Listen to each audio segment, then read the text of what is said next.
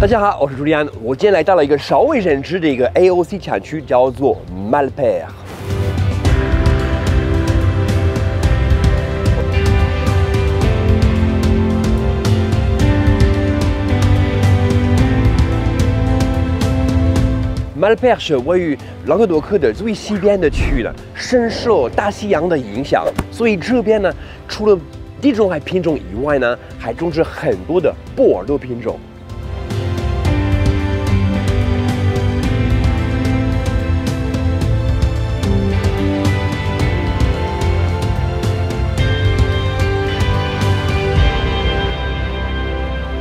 现在来到了Château de la Soujolle，是杰哈伯通旗下的酒庄。我们现在去见一下 Christophe 这里的总监，去了解更多关于这个酒庄的故事。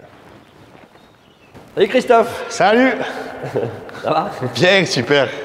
Super, super. Est-ce que tu peux nous parler un petit peu de château-là? Depuis quand il est dans le groupe? Oui, bien sûr.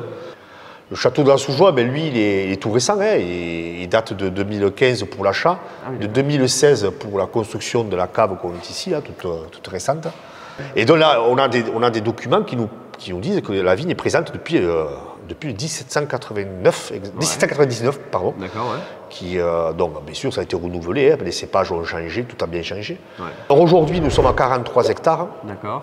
Nous sommes à peu près 60% de Merlot, 40% de Cabernet Franc. 他们还是属于朗格多克鲁西种产区呢，但是这边的葡萄酒呢，60%是美乐，40%是品丽珠。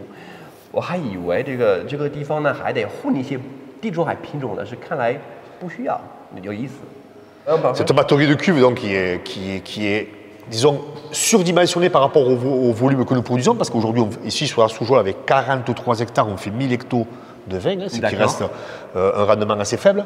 Mais on a tout ce volume en plus parce que nous vinifions tout séparément. C'est-à-dire les cabernets sont séparés, les merlots, et bien sûr par îlot. Et bien sûr en biodynamie. Nous sommes labellisés Déméter depuis 2019. D'accord.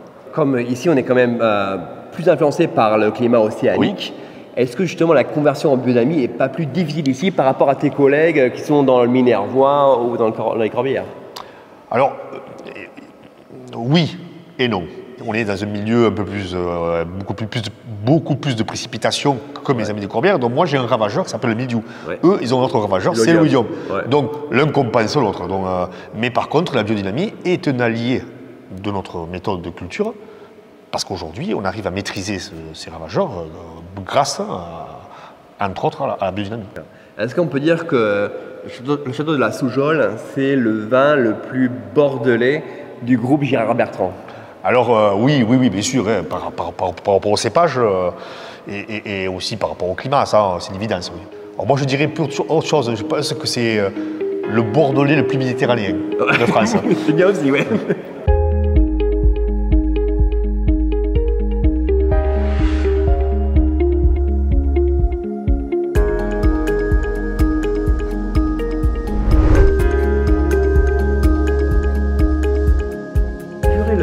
Le vitrail là-bas, ouais. Il est magnifique. Alors, ça représente un petit peu le logo de Girard Bertrand, la croix occitane, l'épi de blé, la grappe de raisin et le V de Saint-Vincent qui est le patron des vignerons. Ouais. C'est ça. Voilà, les vins sont élevés un an, même un petit peu plus. Donc avec on a à peu près entre 60% de barriques neuves et 40% de barriques vin. D'accord. Donc là, la parcelle du parc, il y a deux cépages, enfin elle est divisée en deux, il y a du Cabernet Franc à l'autre bout et du Merlot là. Alors là, on est sur un sol disons, un peu plus profond, là on est sur une base plutôt argile. D'accord. Avec en dessous, certainement des strates disons, de calcaire ou de marne qu'il y a dessous. Mais ça, il faut vraiment aller en profondeur. D'accord. sur cette partie derrière la cave, on a 2 parcelles où il y a des cailloux roulés, certainement qu'il doit y avoir un ruisseau, enfin une rivière qui était passée dans le temps. Donc vous avez une partie, on a vu, vous avez une partie du travail du sol qui est fait au cheval, c'est oui, ça? Oui, au milieu. Mais vous êtes dit combien d'hectares? 40 hectares tu as? 43 hectares. Donc vous ne pouvez pas tout... Non, mais sur le colon. Il y a des parcelles qui sont sur les hauteurs là-bas, un petit peu, enfin pas un petit peu, beaucoup accidentées. Donc là-dessus, le mulet est beaucoup plus adapté. Il permet aussi de ne pas aussi compacter les sols, tout ça. Et je pense que dans la méthode de culture qu'on fait, je pense que la traction animale a bien sa place.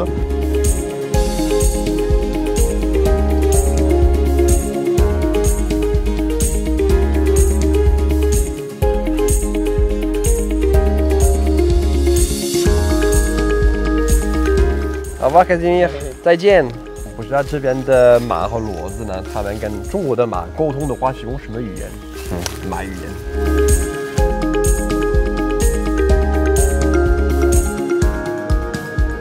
啊，所以我们现在要品呢，是la Soujol de Grand Vin 2018年的。Donc sur le millésime 2018, donc avec un printemps pluvieux et un été très sec. Ouais.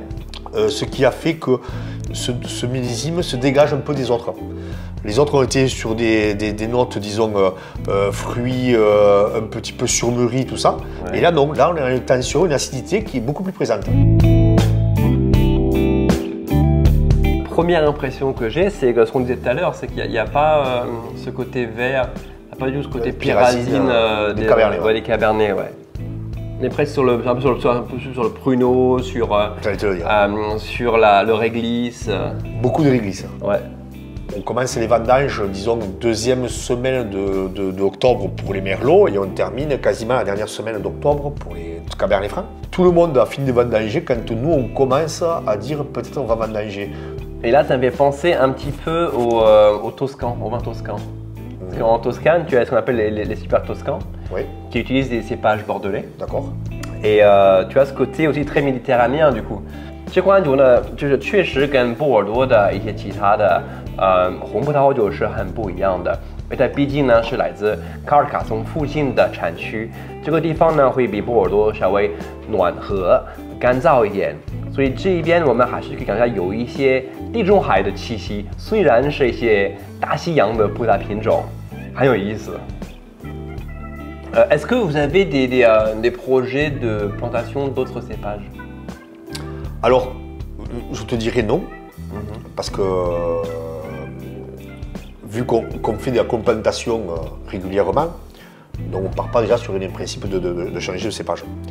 Non, si on doit évoluer, c'est plutôt sur le porte-greffe et tout comme ça, pour disons, optimiser le cépage. D'accord. Ouais. Mais pas sur un cépage différent. D'accord, d'accord. Il y a resté sur le Cabernet Franc et le Merlot. Ouais. Est-ce qu'il y a, dans les limites de l'AOC, est-ce que vous préféreriez avoir plus de Merlot ou plus de Cabernet Franc? Alors moi je préférerais avoir beaucoup plus de Cabernet Franc. Ouais, je pense aussi.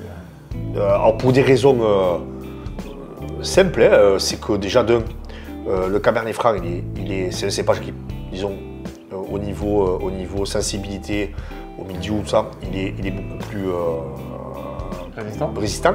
Ouais. Et après, au résultat final, moi j'adore le Cabernet Franc. Ouais, et je ne connaissais pas le Cabernet Franc. Je connaissais comme tout le monde par des vins bordelais, mais je ne connaissais pas, c'est pas un truc qui m'a... Et c'est un cépage que j'aime bien. Hein. Et ce qui est intéressant, c'est que c'est un cépage qui à l'origine n'est pas originaire de Bordeaux. Ah, il vient du Pays Basque.